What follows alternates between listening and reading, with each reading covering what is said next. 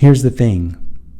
Whether it's government agencies, a municipality, your husband or your wife, your employer, it doesn't matter. You can move them because they are not independent objects in your physical reality. They are emanations of what you believe.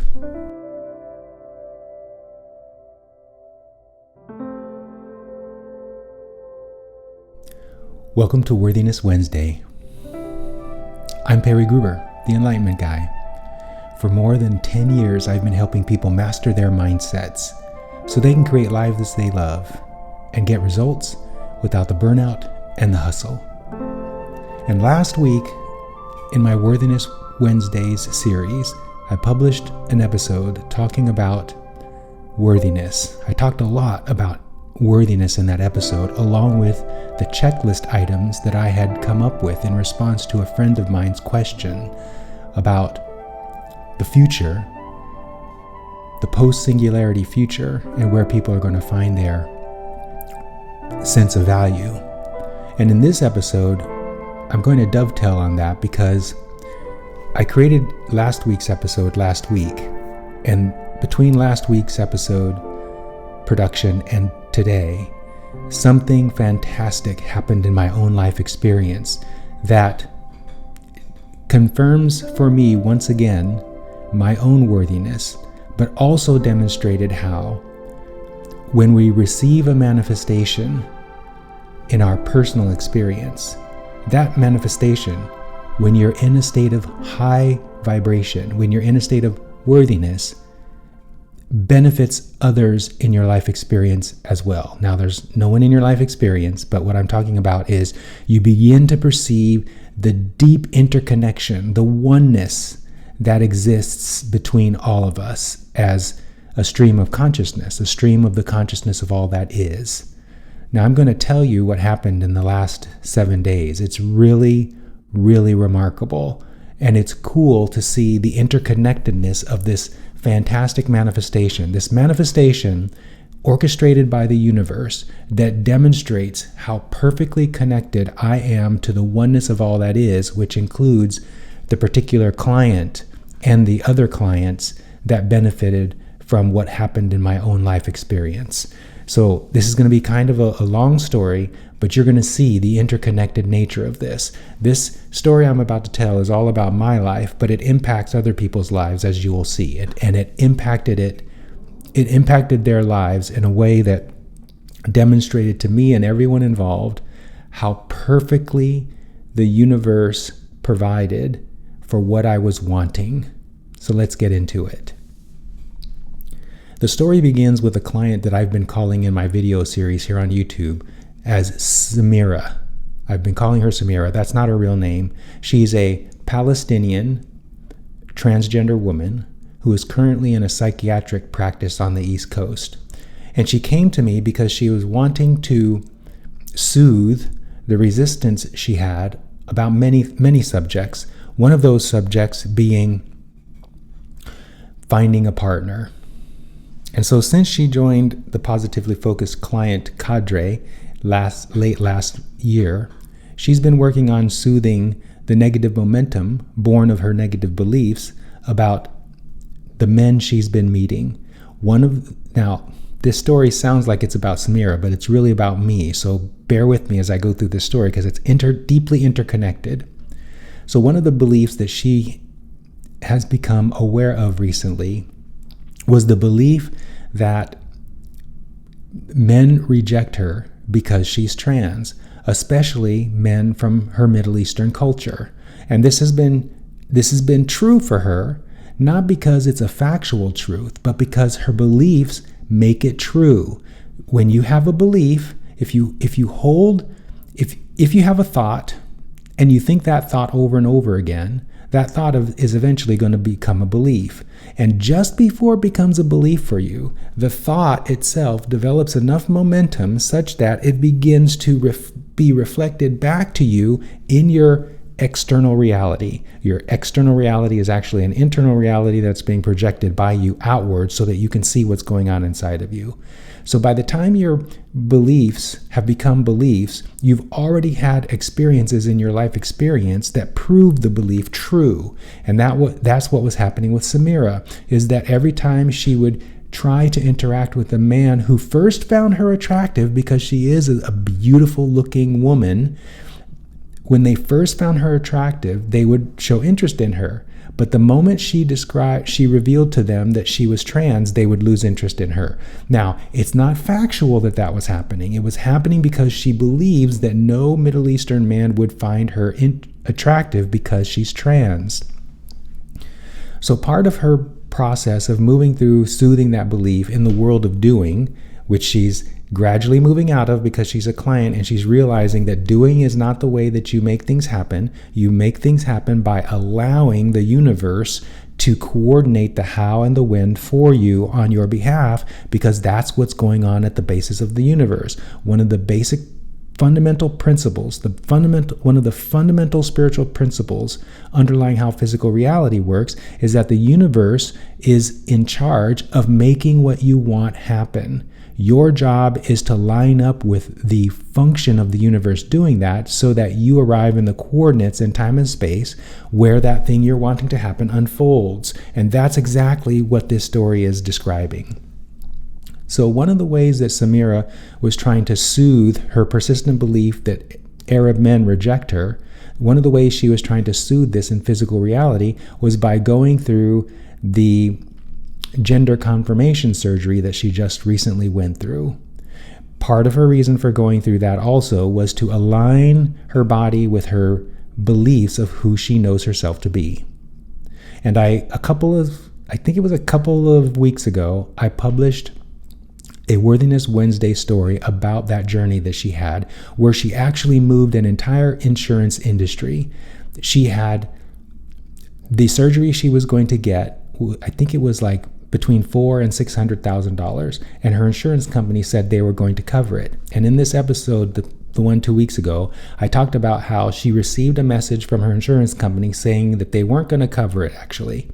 And then after working with me to soothe her upset about that, she actually rendezvoused with the future probable reality in which the insurance company changed its mind. And that's what it did. It ended up telling her that they were going to fund her surgery, and she got the surgery. It's so good. So we were after her surgery, and it's been about 6 weeks since her surgery's passed. We've been talking about this other set of beliefs she has about how Arab men reject her because she's trans. And in that conversation, she revealed to me that, this is so good, she revealed to me that she has a childhood friend who lives in one of the countries in the Middle East that is an enemy of the United States. And this guy, he works in a grocery store in a refugee camp in this country, this Middle Eastern country. When Samira was living in the Middle East in Palestine, she would go visit this man, or he would come visit her in Palestine. And this has been going on since they were very little. So they have decades of time together. And in our client session last week, she told me that if all things were equal, she would choose that guy as her long-term partner. And I said, well, that makes sense because you guys have known each other for so long and you truly, obviously love each other. And more importantly, he's an Arab man who does not reject you because you're trans. And she agreed. But she believes that because he's living in this country that's an enemy of the United States, and because she believes this is true, she has a green card, so she's not a naturalized U.S. citizen, she believes that the U.S. government would not allow this man to visit the United States, let alone live here.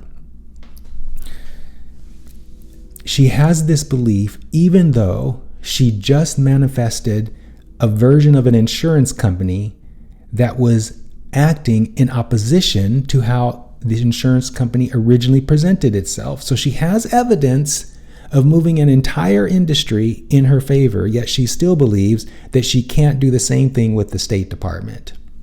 So in this session, it was 2 weeks ago, it was last week Sunday, at the time of me making this video.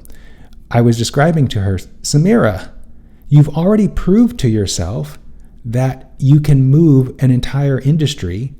Why don't you believe you can move the State Department? That was my question to her. And the answer, she didn't have to answer it because I already knew the answer. The answer is she is not fully in her worthiness yet. She does not fully know, she doesn't know that the universe is bending over backward, in this case, to have her have a relationship with this guy that she's known most of her life here in the United States. She doesn't believe it can happen because she has too much belief in the conditions that she believes are preventing this guy and her from being together.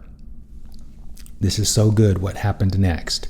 So in our session, I had her open to the possibility that she could move the State Department in the same way that she moved the insurance industry.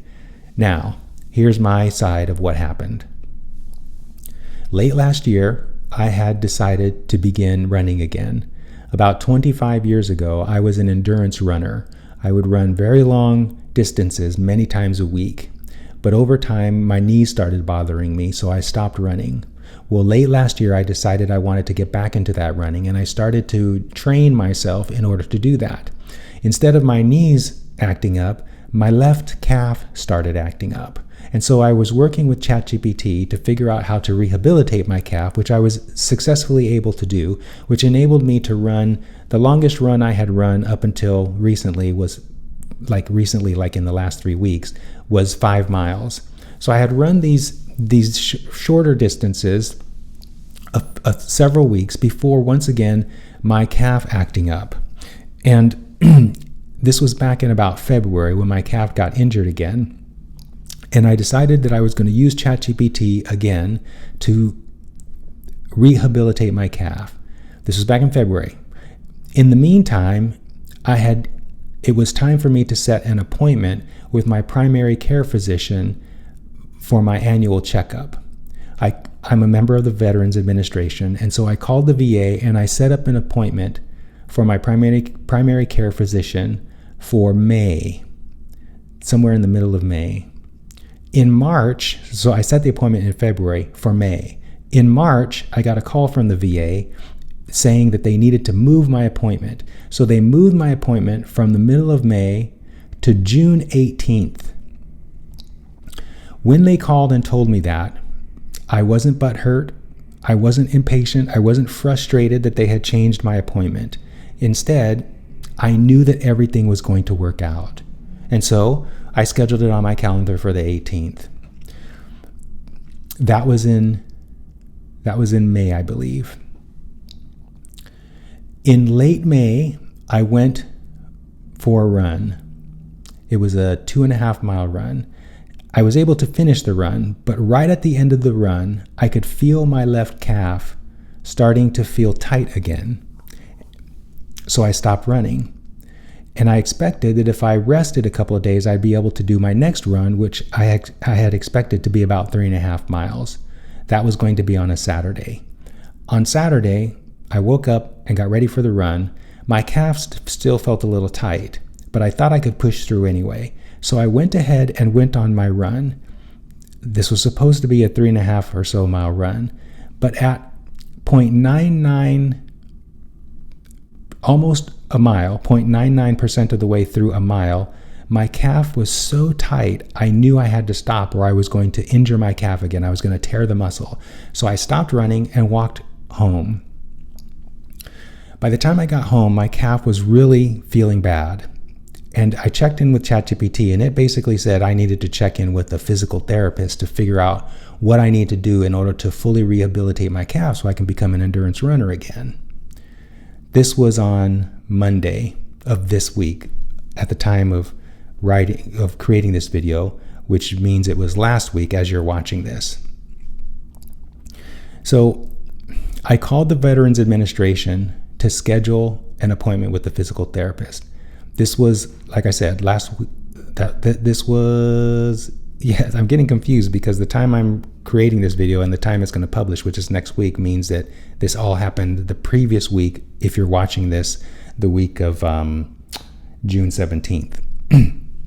So I called the VA while lightly thinking it would be really nice if I could get my physical therapy appointment on the same day right after my primary care physician appointment, which would have been June 18th at 1 o'clock. My primary care appointment was June 18th at 11 o'clock. So if I could get an appointment on June 18th at 1 o'clock, I could stay up at the VA, get my primary care appointment done, and then go right into the physical therapy appointment. So that was my light intention. I called the VA on Tuesday, I believe it was, and they sent me to the triage department. In the triage department, I talked to a guy. I can't remember his name, but he had a lovely Southern accent. And in his nice Southern drawl, he was helping me understand that I probably need to get a referral from my primary care physician. I asked him if it's possible for me to get an appointment after I get the referral, if I can get an appointment with the PT, a physical therapist, on the same day as my annual checkup appointment. This kind gentleman laughed at me on the phone and he said, "How long have you been with the VA?" And I told him, I've been about 2 years I've been with the VA. And he said, "I've been with the VA for 50 years, and I can tell you, you're never going to get an appointment so close in time. In fact," he said, "usually you have to at least wait until the next month before you can get an appointment." When he said that, I was not crestfallen. I did not believe him. I didn't even accept what he was saying. I didn't resist it. I just heard what he had to say. I didn't even think I'm going to get an appointment on the 18th. I didn't even think that. I just let what he said wash over me. So then we hung up. He said he was going to talk to my primary care physician and get the referral going, and then they'd call me back. So I hung up. I saw 2 clients. And then after the second client, I looked at my phone and there was a voice message. This is so good. The voice message was from the physical therapy department at the Veterans Administration. They said that my primary care physician had already approved the referral, and they left a number in the voice message of the physical therapy department to call back. So I called the physical therapy department back, and the appointment nurse was on the phone, and she asked me what I wanted to see them for. I told them what was going on, and then she said, "Well, let me check and see what appointments we have available." There was a little bit of a silence, and then she said, "It doesn't look like we're going to be able to see you until July." And I said, "Okay." And then this happened. She was looking at the schedule. I couldn't tell. There was some silence. And then she goes, "Oh, wait. We have a new therapist joining us starting tomorrow. Let's look and see what his calendar is like." She looked at his calendar and then she said this: "He starts seeing patients on the 18th, June 18th, and his first available appointment is at 1 o'clock. Can you do that?" And I said, "Of course I can do that. It's right after my annual primary care physician appointment." And she goes, "Great." And so she set the appointment. Now, here's the thing.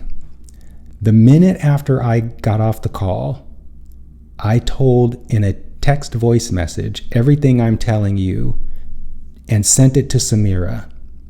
Because here the universe was coordinating and unfolding a manifestation in my life experience, perfectly timed to share with Samira, which demonstrates to Samira that I moved an entire department of the federal government, the Veterans Administration, in my favor, even though a representative of that department, the first person I talked to, swore that there was no way I could make that happen. And yet, it happened. And I didn't have to force it. I didn't even have to ask for it to the VA representatives. They all acted on their own behalf inspired by their own broader perspective, which was communicating with my broader perspective through all that is, to coordinate an unfolding that not only would delight me, but would also delight Samira when I shared it with her. And that's exactly what happened. I shared it with Samira, and she wrote back and said, "This is very similar to my surgery situation." And I said, "That's exactly right." What I didn't tell her yet, but I will, is that the reason it's multi-layered, me getting that manifestation was further evidence of my own worthiness, yet another piece of evidence in my basket of evidence, showing me how blessed I am, how worthy I am. But it was also perfectly timed to share it with Samira, so that Samira now has two examples, her own example with the insurance company, and now my example with the Veterans Administration, that shows her she's powerful enough to move the State Department, evidenced by my ability to move the Veterans Administration. It's so good. Here's the thing. Whether it's government agencies, a municipality, your husband or your wife, your employer, it doesn't matter. You can move them because they are not independent objects in your physical reality. They are emanations of what you believe. And if you believe that they're subject to your influence, you become influential. Just like I was with the Veterans Administration, just like Samira was with the insurance industry. Everything is within your ability to influence in your favor if you believe you have the ability to do that. The trouble is, for my clients, they have to move through their stages of realization. They first have to have some faith. That's a kind of belief in the absence of any evidence. That's what has them become a client in the first place. They have a slight hint that what I'm offering holds some promise for them. At that point, it's their broader perspective encouraging and inspiring them to become a client. But as they become a client and they move through the practice, they begin to develop enough evidence to start to have belief. Belief occurs when you have some evidence proving what you're wanting to see happen. With sufficient evidence, you can move into trust, which is having enough evidence to prove you can put your trust into that thing, but not enough evidence to cause worthiness to emerge from within you. But over time, as clients develop more and more evidence in their basket, proving to them that indeed the universe is bending over backwards to give them everything they want without them having to do anything to get it, then they have enough evidence that triggers from within them this sense of worthiness. And that's what I have. Notice, not only did I not do anything to get that appointment on the same day as my annual appointment, I didn't even speak it to anybody other than that one guy very casually. And what happened there is he gave me the feedback which allowed me to double down on my knowing. I didn't collapse into his momentum and think, okay, I can't get it on the same day, I'll just have to get it another day or maybe next month. No, I held firm to my knowing that I am worthy. And the universe reflected that. You can get this too. You can get to the point where you realize everything you want is happening on your behalf without you having to do anything to make that happen. You can realize a state of worthiness, and I have to tell you, when you get there, the feeling of worthiness is off the charts in terms of your ability to feel confident, your ability to feel sovereign as the creator of your reality. That's where I am, and that's where my clients are increasingly moving toward. You can have this too. I've put links to becoming a client in the description of this video. I've even included a link where you can test drive the experience for free. And while you contemplate that, I will offer you an invitation to watch the next video in this series, which we'll post next week. This was a doozy, an amazing experience, and I'm sure the next video will be just as good. And until then, have a wonderful life. It is already wonderful, and I'll see you in the next video.